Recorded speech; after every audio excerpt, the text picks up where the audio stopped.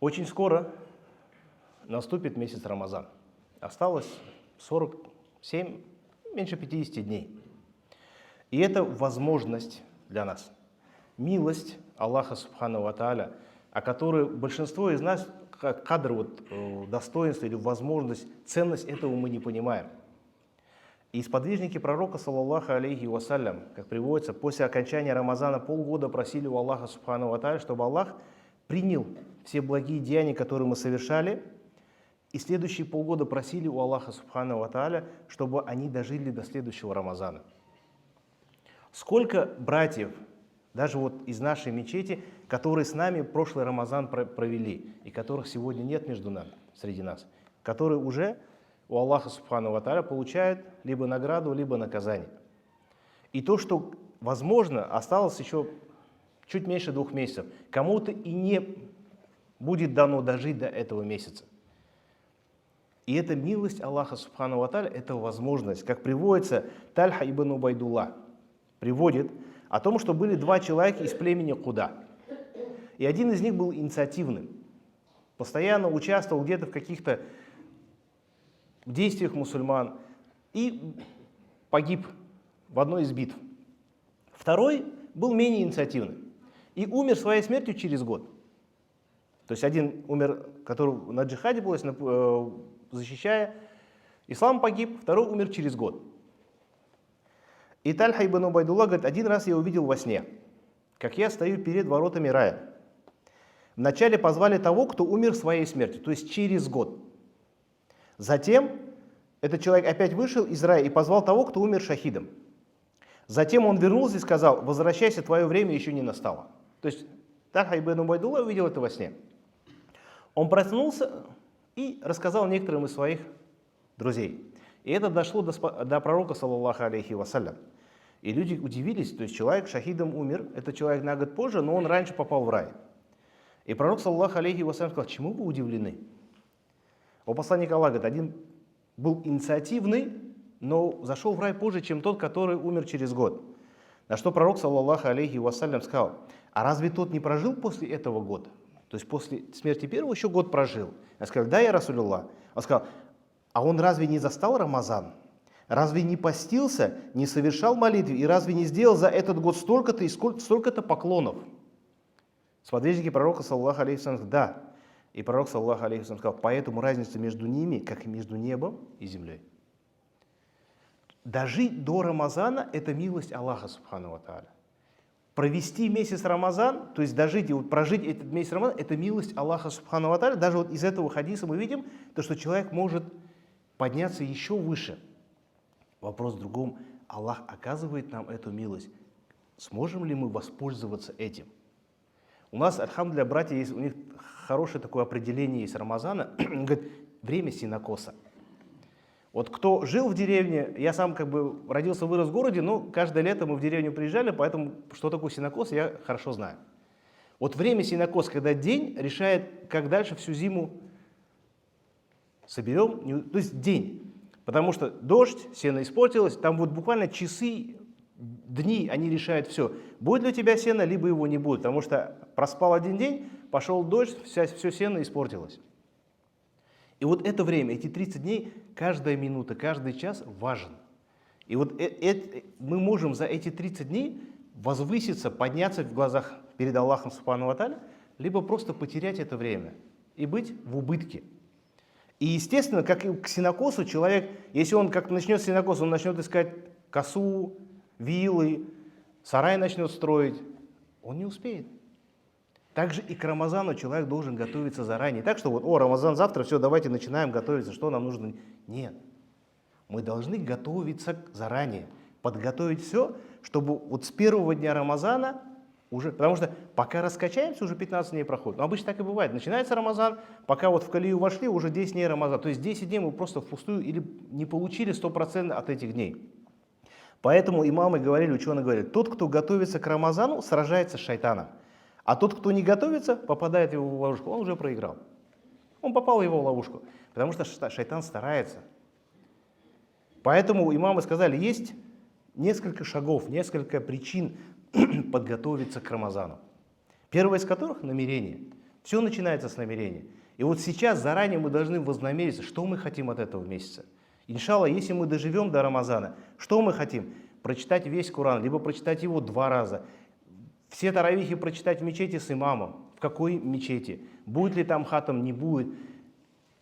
Будем ли мы организовывать ифтар, не будем. Намерение заранее, сейчас. Чтобы вот поставить себе цель, вот мы хотим это, и, соответственно, дальше пошагово к этому стремиться. Потому что когда мы к этому должны прийти? Когда начнет Рамазан?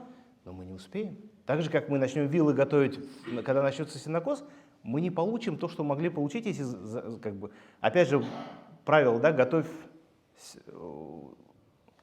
сани летом, да, а что-то зимой. То есть заранее. Есть 40 дней, но эти 40 дней успеем ли, если мы сейчас начнем? Намерение первое. Что мы хотим? Поставить себе цель. Второе – совершение искреннего покаяния. Не надо ждать Рамазана, чтобы сделать тауба. Мусульманин постоянно должен делать тауба. Искренность, она зависит от наших грехов. Получение награды или наслаждение от намаза зависит от наших грехов. Как приводит в риваяте, что из прежних народов один человек: как много я грешу, Аллах, и ты не наказываешь меня.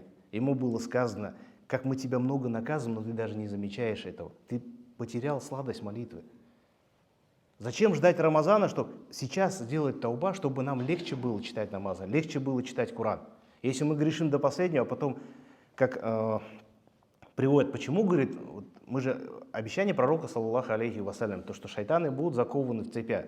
Но человек продолжает грешить Рамазан. Он говорит, вот состав разогнали, поезд, локомотив, то есть паровоз перестает толкать. Ну, он как бы инерции дальше начинает. Пока он остановится, он проедет несколько километров.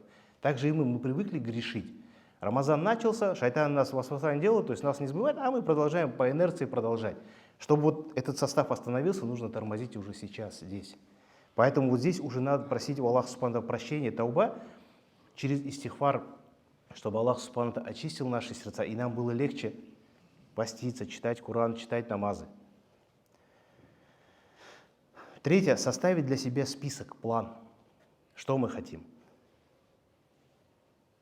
Пошагово, каждую минуту, потому что это время, оно благословенно, чтобы ни одна минута, ни один час мы не потеряли.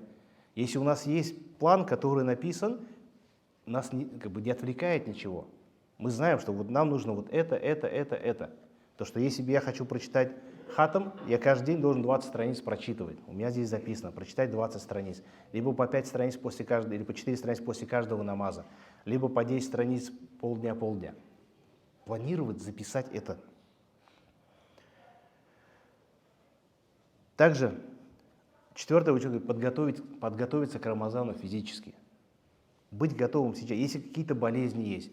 Потому что время, вот эти 30 дней, они проходят. Если мы в это время начнем лечить свои зубы, либо лечить что-то другое, мы теряем это время. Поэтому пока есть время, заранее, как, опять же, вот мы собираемся в хадж, мы понимаем, что вот месяц, 2 месяца мы будем в сафари, мы будем в другой стране, где мы не сможем лечить. Соответственно, мы следим, пьем что-то иммуномодуляторы, иммуностимулирующие что-то, чтобы не заболеть там. Рамазан то же самое. Если мы простудимся и проваляемся неделю, мы неделю потеряем времени. И хатм аль-Кур'ана, и чтение намаза, и даже того же поста. Поэтому это тоже важно, на это нужно обращать внимание. Пятое, запастись знаниями.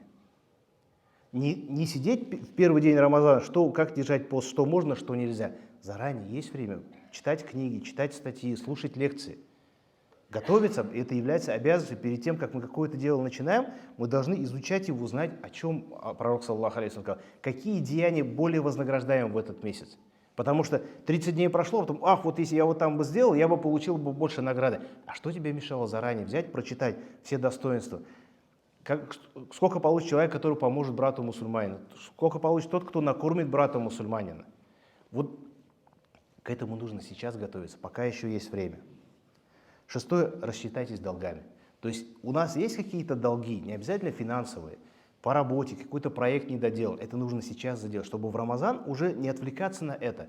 Полностью посвятить себя поклонению Аллаху субхану ва тааля. Если есть какие-то долги по работе, постараться их вот за это время, которое еще осталось, закончить, чтобы потом это нас не отвлекало от времени, которое мы должны посвятить поклонению Аллаху Субхану ва Тааля. 7 чтение Корана. Рамазан – месяц Корана. Большие ученые останавливали преподавание, посвящая себя чтению Корана. Тот, кто еще не читал, не делал хатам, должен вознамериться сделать хатам хотя бы в месяц Рамазан. Но если мы не умеем читать или максимум читали по полстраницы в день, как мы в Рамазан будем читать 20 страниц? Так же, как человек, который хочет, вот мы в Рамазан пробежим марафон 40 километров. Я больше 200 метров не проходил. Как я 40? Я где-нибудь умру там на трассе, правильно? То же самое с Кораном. Если мы хотим, мы сейчас должны. Кто буквы не доучил, доучить буквы. Кто таджвид не знает, доучить. Пока есть время подготовиться, начать читать по 2, 3, 5 страниц в день. Чтобы уже подготовлены в Рамазан, уже осилить.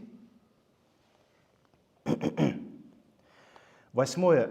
Восполнить пропущенные дни. Если у кого-то еще остались, это больше касается наших сестер, если остались долги возвращения Рамазана, какие-то вот прошлый год оставленные, до начала Рамазана их нужно вернуть. И для этого тоже нужно время.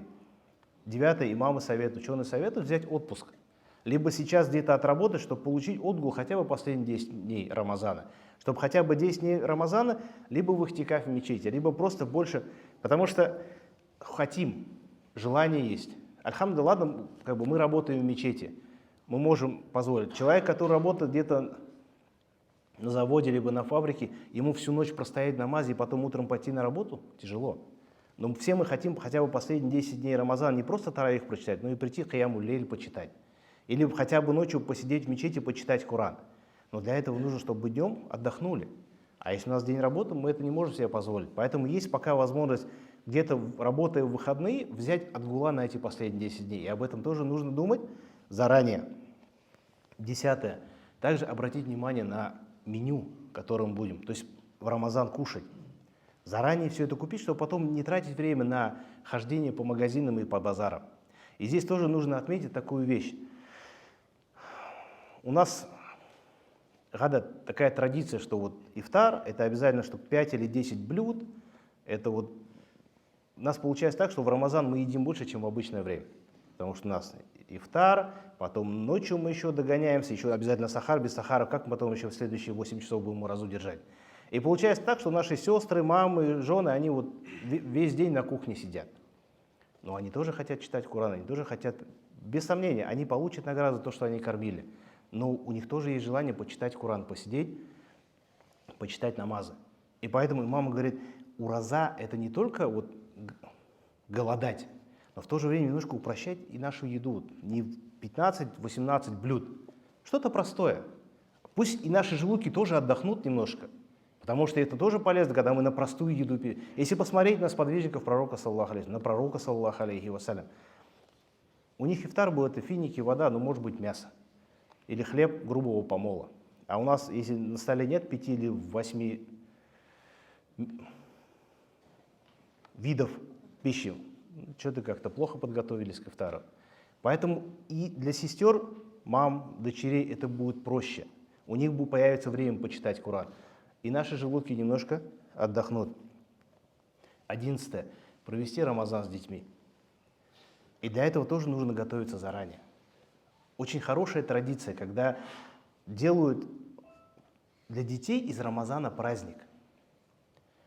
Потому что, если посмотреть, даже Аллах Субхану ва Тааля, когда забирал праздники, Он менял их. То есть не забирал, Он их заменял. Потому что человек хочет праздник. И наши дети тоже хотят праздник. Мы говорим, Новый год не наш праздник. Все. Но мы должны ему дать что-то другое. И пусть для ребенка Рамазан будет праздником. Очень красивая традиция обычно, кто вот в Умру ездит в Рамазан, он это видит. Когда семья просто берет, папа, мама, дети, они берут, в супермаркет заезжают, накупают вода, хлеб, финики, сыр, соки. Все это по пакетам расфасовывается, и они стоят перед мечетью, паломникам это раздают. И приучают к этому детей. Дети привыкают к тому, чтобы покормить постящегося, и тем более паломника. А паломник это Туюфур Рахман, гость милостивого.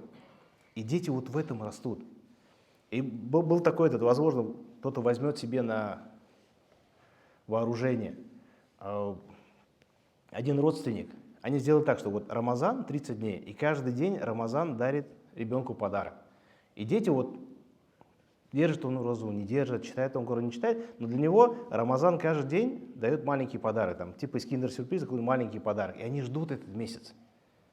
И вот это приобщение детей к Рамазану, это тоже является нашей обязанностью. И для этого тоже нужно готовиться. 12. Отказ от греха. Об этом я уже, в принципе, говорил. То, что начинать нужно сейчас. Не так, что вот Рамазан найдет, там шайтан перестанет нас васваса делать, и нам будет проще. Сейчас нужно, чтобы по инерции мы не продолжали грешить. Чтобы прийти к Рамазану уже безгрешно, чтобы грехов было меньше, чтобы нам было легче. Потому что если мы не оставим это, мы будем продолжать грешить во время поста.